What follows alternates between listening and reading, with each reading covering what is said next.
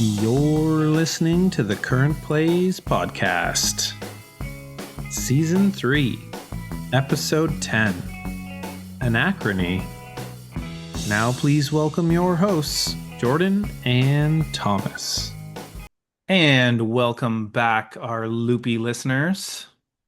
Today Yes. we are talking Anachrony, one of our favorite time travel games by Yeah.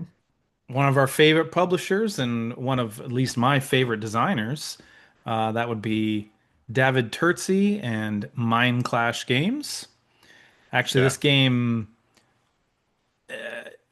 started my love of Mindclash Games and of Dávid Turczi's stuff. Um, it's so good. It's so fantastic. Yeah, I It, feel like this was both of our like introduction to both Mindclass and David as well, right? So yeah, and and such a great introduction. now I have a bunch of Mindclash games. All right. Yeah, Yeah. they're definitely one of those publishers that when they're doing something, both of us are like, ooh, what are they doing? Right? Yeah, yeah. Yep. Yep. I'd like to pick up more of them. This is the one that really caught me. Just like that whole I mentioned it I think on a few times even this season. My love of kind of time travel and time manipulation, that kind of stuff, right? As a story mechanism. So being able to play that in a board game, yeah, Yeah. fantastic. So yeah, drew me right in. No. We've talked about this one before on the podcast. Should have looked up the episode number, but Yeah, yeah, it'll as be always. linked if you're listening to this on Spotify. Yeah, I think it links somehow. I put that in. I'm not sure how it yeah, works, magic. Yeah. but it's yeah, it's a game about time travel, obviously, and it does it in a very cool way. So, Thomas, why don't you explain how the game plays? Yeah, and I feel like maybe in the last time we talked about this, I like struggled through how the game put because it's a very complex Yeah, game.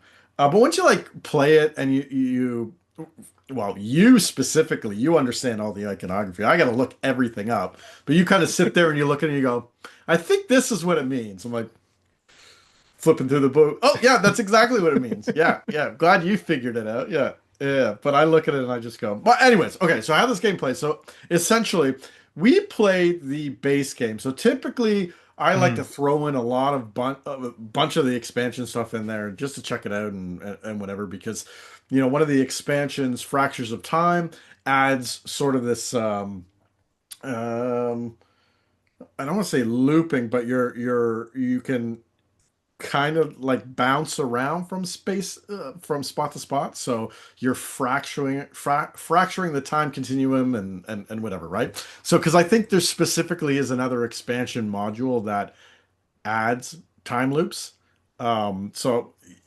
using loop is the wrong term, so I didn't want to use that anyways. So we use just the base, in which case you have 7 rounds, and then each round you basically go through a set of steps. So uh, there's I think 7 phases. I want to say let's confirm that. 6 phases. There you go. So already wrong. Right? But seven rounds to the game potentially. And each round has these 6 phases. So the first one is preparation. You're going to be setting up the board. You have a mining section where you're going to get different I don't want to say minerals, but resources. yeah, Resources. right. You have a worker hiring space where you're going to get your various types of workers, and then each of the buildings and whatnot will also set up. So very simple stage. You'll have a paradox phase, which is going to look at the entire 7 rounds and anything that is passed. The more stuff you have warped back to yourself in previous turns, you will have to roll for paradoxes, and if you collect too many paradoxes, you can create these anomalies that are harder to get rid of and a little more punishing if you don't get rid of them, right? And then you go through a power up phase where you decide how many of your 6 mechs you're going to power up. The mechs are basically used to put your workers in, and okay, we did play with one expansion, the exosuit expansion, which was a gift from you, and I'm so happy you picked this up for me because all it is, from a expansion point of view, is typically when you play this game, your exosuits are just a chip, hexagonal chip, that you would move onto the board. Well, the exosuit expansion turns those into miniatures, with little slots on the back that you slot in your worker chit into the exosuit and then can move it onto the board, right? So it's Yeah, they're so cool. yeah, they're really cool. They're really neat, right? It doesn't add any additional gameplay at all, just really cool. Makes it feel really neat, right? And every time the kids are down here too, they're always like, "Ooh, look at these," kind of thing. And my youngest daughter, has been putting the workers into, like, I'll just set up a bunch there so I can play a bit, and she'll just sit there placing workers into them, and then yeah, great. Anyways, Cute. so that's the expansion we play with. So you can power up to six of these mechs, and those mechs are going out onto the board in the. This is sort of it's a post-apocalyptic world. The setting is where this calamity has happened. Actually, it happens in the future, but because of your time warping abilities, portal opened and that calamity has come back to the past. So you're kind of building up the first half of the game, the first four turns of those seven. You're pre-calamity, but the world is still sort of poisoned. So you're the after the calamity, so the last three turns, the world is falling apart. Like the calamity then actually hits, and you have to escape planet Earth. Or at least try to. But also, it's not a necessary condition, which we'll talk about later on when I talk about solo a bit. So the idea behind these mechs is because the world is sort of ruined at this point. It's very radioactive, so you're sending out your workers in mechs to protect them from the radiation. So that's the theme behind that. Then you have a warp phase where you're going to choose from a variety of sort of chits that you start with, of resources. Any of the main resources you can get from mining, to water, which is another resource, to mech suits, to the different workers. And you take these chits, you put them on, you send them out during this warp phase, 0 to 2 of them, and that essentially represents you receiving those goods, those workers, whatever you send back from the future to help you plan ahead for the future, right? And those warp tokens are based on that paradox phase up in phase two. The more you have on the board, the more paradoxes you can cause, right? So you're trying to, during the next phase, this action round phase, is where you're taking your actions on the board, taking actions on your player board as well. And during this, as you're building power plants, you can head back in time to return those goods, or at least send those goods back that you used on previous turns, right?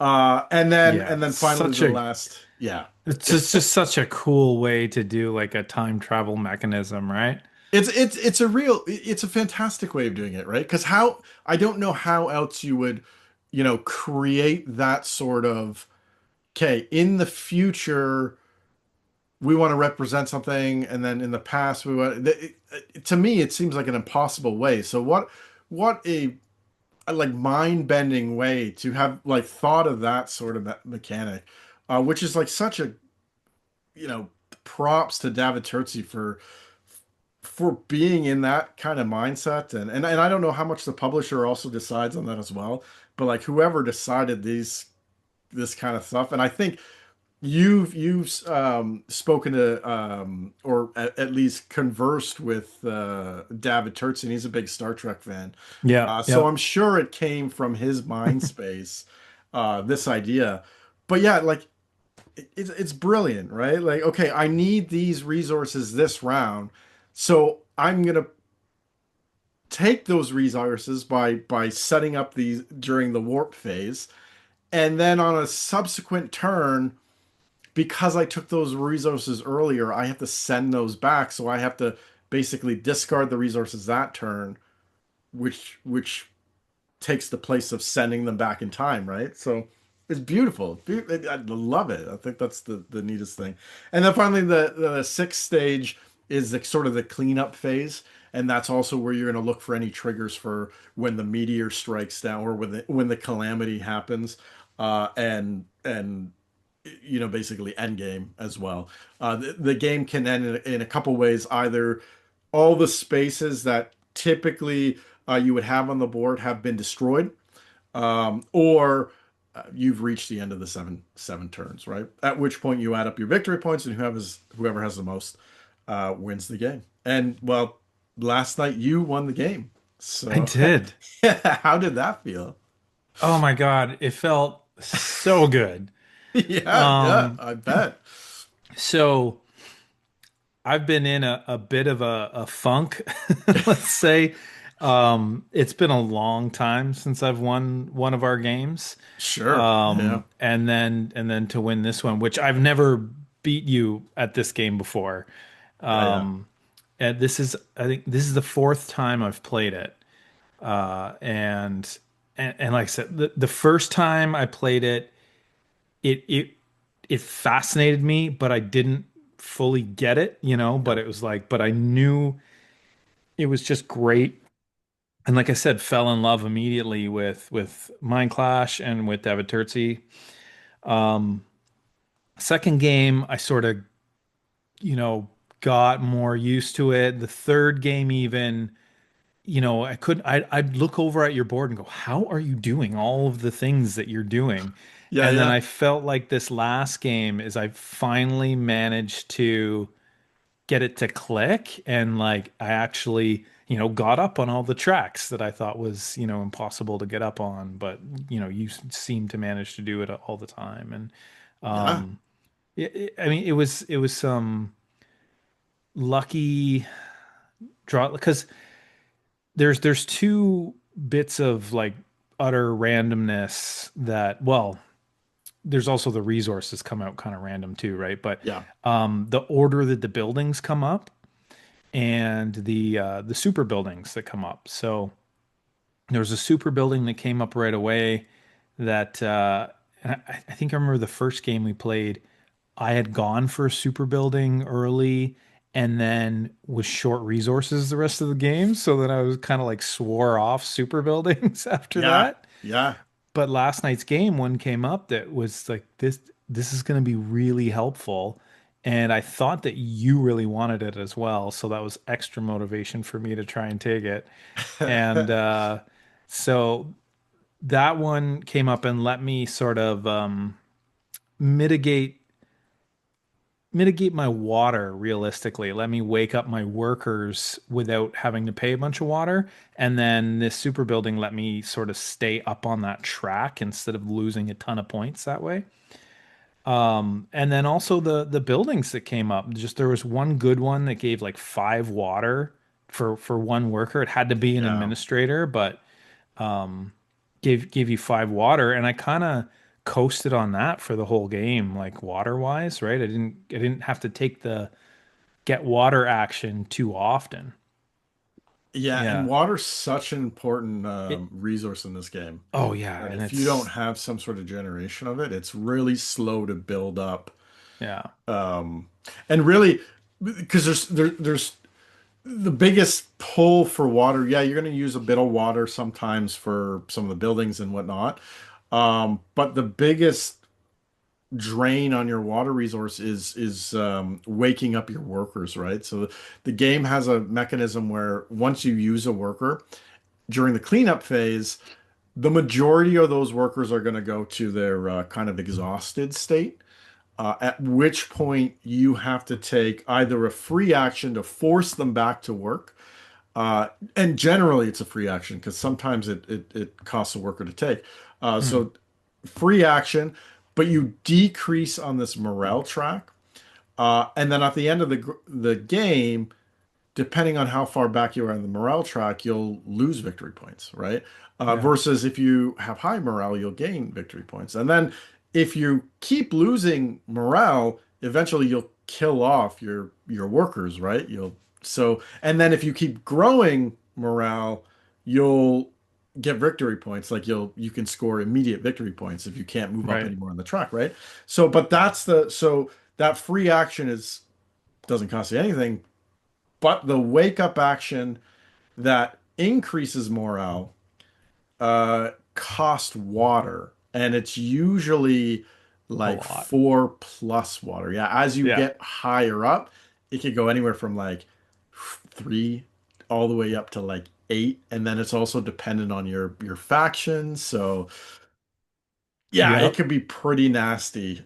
So having a water generation, or in your case, that game, your super building there was it allowed you just to move your morale marker up one as Yeah. a you put a worker on it and then it moves it up one instead of having to pay the water cost, right? So Yeah, it was I think an administrator and one water. sure, yeah, yeah, So we always joke, or I always joke anyway, because you're paying water to wake up your workers. I always say, you're waking them up with coffee. And then so the super building, it was like one water. So it's like, okay, you're waking them up with espresso, you know? yeah, true enough, So I thought yeah. about it. Um, yeah, but I loved this was one of the first games I think that I played that had, separate worker types Hmm. that could go out on the board, and it restricted somewhat what actions you could take, and then also other actions you could use, like a variety of worker types. But if you used a specific worker type, you'll get a bonus, or like I think the engineer, if they go to the mine, they'll come back awake instead of exhausted. But you can mine with anybody, but the engineer has that special, perk. Yeah, yeah, Um, yeah. and then the whole, yeah, like you've got your mechs that you have to power up. So I think you get two free power ups, and then your other, or is it four at the beginning? Well, I guess it depends on your player mat, but Yeah, yeah. you get some free power ups. The other ones you have to spend resources to power them up. And that's what you need to go take actions out on the main board. But then your own personal board, as you build the buildings, you can take actions with just the workers and not the mechs. And it adds such a neat like layer and depth to this game, because as the game goes, yeah, you're trying to get more workers because you're building more buildings and therefore have more worker spaces. And you'll actually eventually lose mech spots when that Yes. calamity hits.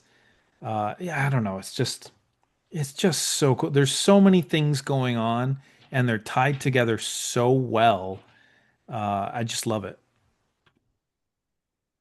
Yeah, no, I think this one's great. And what I really like too is each of the factions has a kind of asymmetric power. So they come with an A side and a B side. The A side are all the same. But now when I set it up, I strictly set it up on the B side because it just changes everything just slightly for each person playing, right? And then not Hmm. only that, you also have sort of like your starting resources are different amongst each of the factions, and then the leaders that you take along and give you a kind of exit strategy. They all have different exit strategies, kind of thing, right? So even amongst each faction of the base game comes with two leaders with two different escape conditions you have to meet, and then how you can score points. So basically, once you after the calamity happens, a new board space opens up, which is the escape from planet Earth. And if you go there, you'll score based on whatever your leader's scoring condition is. And the leader will typically have you must complete this or have this in order to even take that action. And once you meet Right. that, you'll get 3 points. And then here's the secondary portion that you can earn X amount of points the more of that you have. In your case, in our game, this last game, it was neutronium? Neutronium. Neutronium, yeah. So for each neutronium you collected, when you escaped, you got 3 points for each neutronium. In my case, mine was for each worker I had hired, I get 1 point for each worker, right?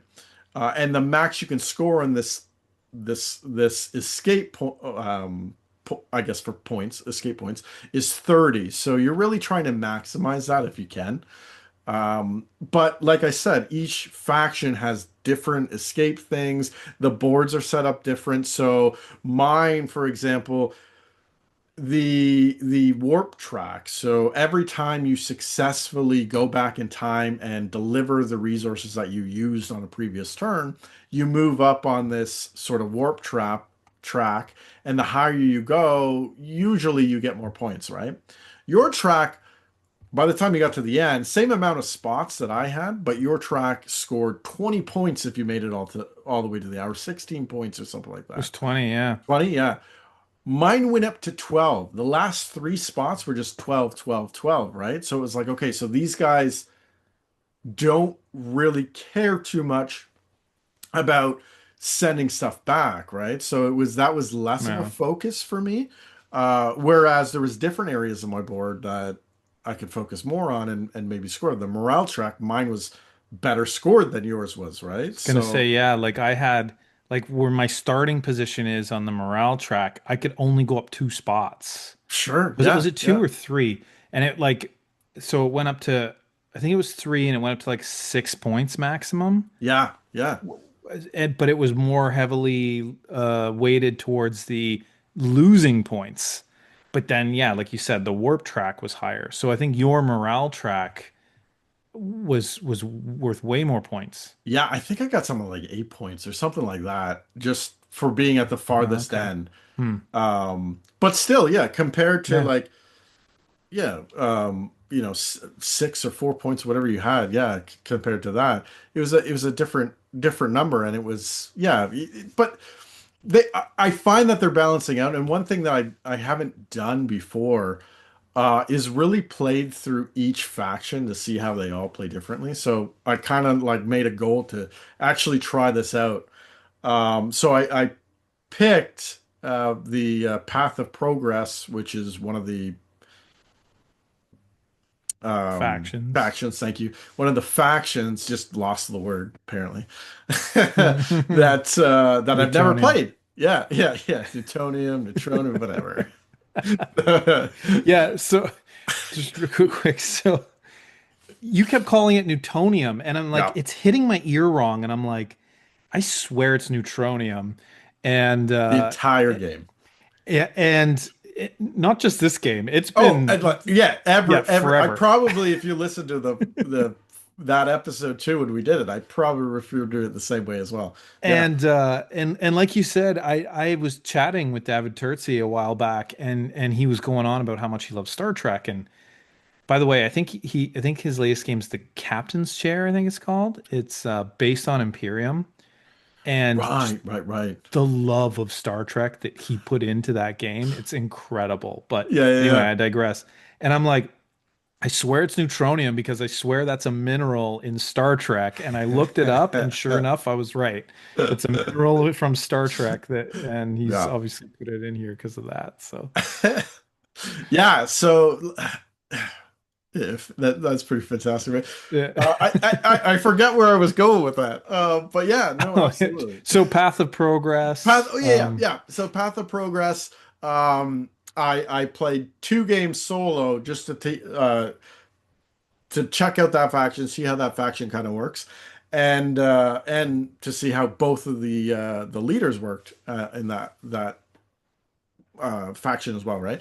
And it was really cool. I had a great the solo plays great in this as well. So you do actually have to purchase an expansion to get the solo mode.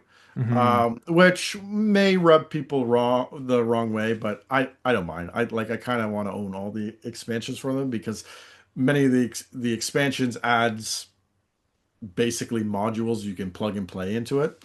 And I think that's a fantastic way of doing expansions because you can have some stuff, try some stuff out. I like this.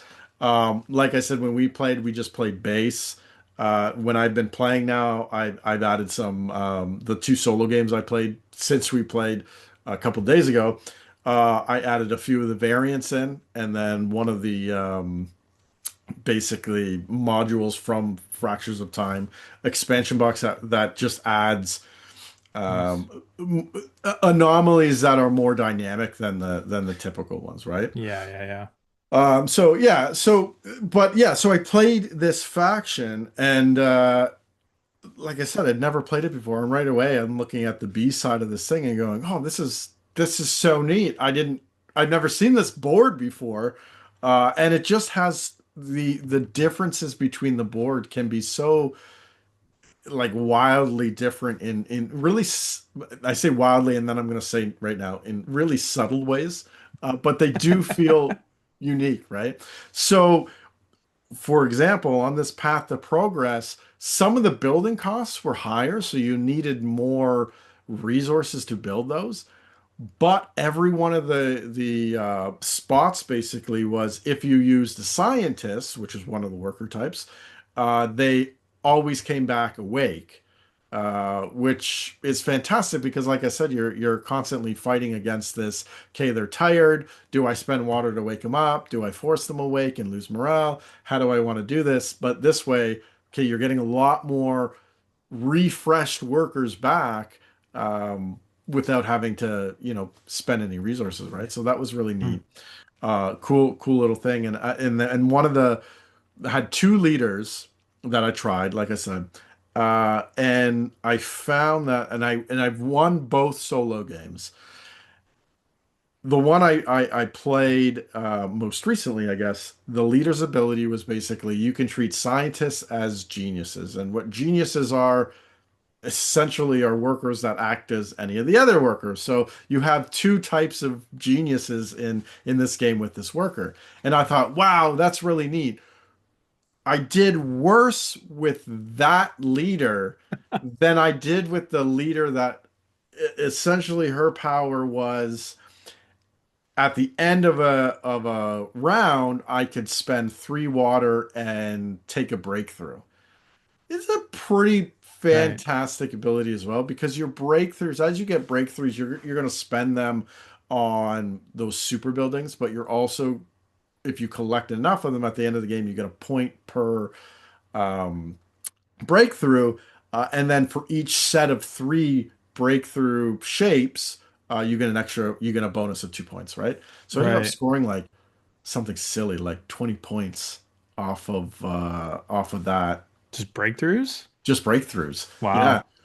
But I Yeah. couldn't complete the the escape condition. So I didn't leave planet Earth, but still became the leading faction of the new world, right? So, and then I'm going through the rule book. I'm like, okay, it's got to have like a you just lose, but no, it's not in. And then I Googled it, and sure enough, it says no, it's not actually Yeah. a concrete thing. You have to escape Earth to win, right?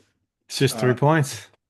yeah, Well, yes. potentially 30, I guess. Yeah. Potentially 30, yeah. So I ended up Um, scoring no points on that, but still blew away my score for the one that I thought was going to be, much higher anyways, right? yeah, From a leader perspective. Yeah. Yeah. that's awesome. And Yeah, it was really neat. It was because it really showed that like you don't have to take one path for success, right? right. Yeah. I was just looking up, so if you're watching the video, I was looking down because the Path of Progress was the first faction that I played Yeah, with yeah. you, and I played that one. And I think that's why I went for the Super Project because her You were power lets getting the you powers. Yeah, do yeah, that, yeah. right? But when we played that first time, we played on the symmetric side, Yes, right? So yeah, so absolutely. we wouldn't have seen the asymmetric side. Yeah, which Yeah. which I think. Yeah, I don't know. Yeah, I should probably pay more attention to that, but I bet you they probably balance the leaders better to that type of stuff too, right? Like Hmm. clearly having your scientists as Geniuses. geniuses and then having the scientists just stay awake too, or geniuses like that's kind of a good combination as well. So yeah, I can see that. Now, it begs to differ. Do I want to bring scientists here now, or do I want to send them up to the board because they're still acting as geniuses? But yeah, yeah, it's a really neat thing. But I'm finding I was also trying to do kind of experiments on the warp kind of track, right? So when we played our game, I really kind of stayed away from it, especially the last several rounds. I just didn't warp anything back to myself, and I think I really hampered myself from a point scoring. But because I had reached the max points I could score, I was like, there's really no point in me sending anything else back. I'm just gonna pull more anomalies by doing that, right? By playing that Right. game. So this time I was like, you know what? I'm just gonna every round, I'm gonna send two things back. I don't care what it is, two of whatever, and then just try and manage it. And I managed it. And I Hmm. and I ended up getting a lot more anomalies. Um, but you kind Animales. of yeah, the anomalies. Yeah. But then what you Incubus. but now with this anomaly now I'm gonna mess them up. With the expansion that add that module that adds the kind of different uses for those anomalies, they're not terrible, right? Because each one actually has given me, some of them will give you kind of another action space or some sort of negative that maybe doesn't really apply. Obviously, they have a higher point loss. If you I don't get rid guess. of them. Yeah, if you don't get rid of them, Yeah. and they're harder to get rid of because you basically have a new tile that when you go on that tile, you block the space, you lose an anomaly, but you can't go to that tile anymore. So you can only basically get one anomaly per round. So if you start to really gain anomalies, that could be a problem, right? But yeah, I found that the anomalies can be scary, but they're really not that bad for the extra actions you can get, the extra workers, the extra, and then you combine that with some of the variants where the quantum variant, you're flipping over these tiles and now you get bonuses whenever you warp stuff as well, potentially if you happen to land on those things when you're placing your tiles down. Yeah, it just adds such a interesting dynamic to that really some of those modules add to the benefit of using that. And I wonder, had I used that more heavily, if yeah, the outcome could have been a little different, more in my favor that way, right? But Yeah, because you're also gonna flip I think it's six like end game bonus five of conditions, and them, it's but like yeah, yeah, yeah. whoever has the most of whatever is gonna get some extra points. Hmm. And in our game, the whoever had was furthest along on the warp track, Yeah, was one. And actually, our game came down to like we were tied, and then that last end game bonus condition, I won it, yeah, and that tipped the scale. Like it was yeah, yeah, for sure. unbelievable. Yeah, yeah. Yeah, it was a very close game, which was fascinating because I thought I was doing very poorly, but it turned out, I was taking some actions that were earning me sort of victory points, and my Hmm. stack at the end was pretty large compared to what typically you would have just from I had this water spot that when I took the action, I'd also get a victory point, right? I get some water and I get a victory point and whatnot, right? And that between that and some of the other things, I ended up collecting enough sort of victory points that it bridged the gap in between how you kind of maximized your escape points. And I sort of had maybe a middling score for that. Yeah. But yeah, just everything about this game, it feels really neat.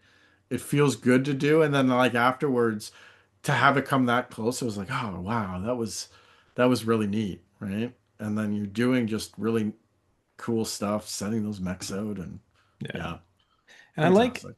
I like how at the base game there's different like modules basically, right? Like you can play with just symmetric factions or then you can flip it over for asymmetric factions. And then you've got the warp track or whatever not the warp track, but the Yeah, board where you're the putting the pieces on that you send back. yeah, They can be just blank or you flip them over and depending on where you put your piece, you might get something or lose something. yeah, Um, exactly, yeah. so there's different ways to play that. And then you've got the expansions on top of that that add modules and it's just yeah, it's if you were gonna go on like one game and keep playing it, like this one would be a good one to do it. It's got so much variability and replayability just cooked right into it, right? Yeah, 100%. And then like some of the expansion boxes are just that. Yeah, like we said they're just modules and some of them are tiny. Like this module adds four more buildings. That's not a lot. Yeah. And it doesn't like that's obviously that's not going to be the costly part of that expansion that you buy or whatever, right? But it's cool. It adds these like, you may see them, you may not. There's a lot of building, is like 13 of each type of building or something like that, right? So now there's 14. So you might see one pop up or maybe you don't, but they just add just little things that change it up. Yeah, like you said, those tiles flipping over, that's called the alternate timeline variant, right? And that comes in the base box, right? And Yeah. then even things like your starting assets, right? You can draft those. That's another variant, right? Your end game conditions, you can draft those. That's another variant, right? So there's all these like small little things that, hey, try this, try that, try this, grab an Yeah. expansion, and then try this and try that and try that. So, yeah, I'm really happy with this one. Um, I love the theme. I love playing every time we play this one. I have so much fun. I feel like I'm actually doing what the theme says. Yeah. Um, Which is yes, it hard might for a be time travel abstracted, game. but yeah, yeah. Yeah.